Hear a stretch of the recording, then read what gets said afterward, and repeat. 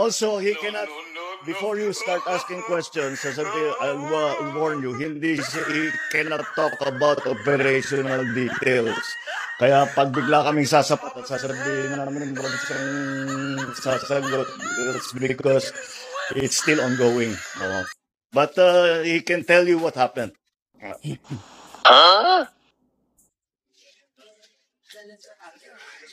Ano po nangyari? Good morning po.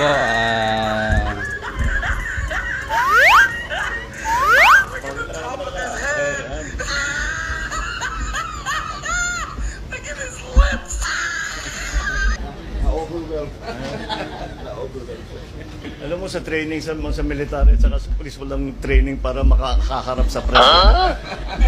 Kahit mamarap sa bala, kaya namin, pero humarap sa president. So, magandang umaga po sa ating lahat, sa ating mahal na Pangulo, sir, sa lahat ng narito. Sa ngayon po, hindi pa po kami makakapagbigay ng eksaktong detalye ng pangyayari kung paano namin nasabat itong gantong kalaking halaga kasi umuusad pa rin po yung aming investigasyon. Ano po, ayaw po namin makompromiso yung mangyayaring hanggat may sampa po namin yung kaso laban po dun sa tao. Yun lamang po at maraming salamat po.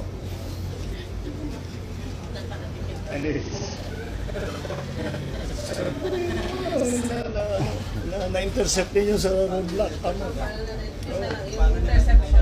So, meron po kaming regular na checkpoint na sinasagawa po dito sa bahay na Latagtag. So, as part of intensified crime prevention. So, part of it, pina-plug down po namin yung mga sasakyan kung mayroong suspicious po. So, yun po, sinasubject po namin for inspection po. So, yun po, kagaya po na nangyari dito po sa pangyayaring ito. Yun po ang naging resulta. Nasabat po namin yung ganitong kalaking halaga po ng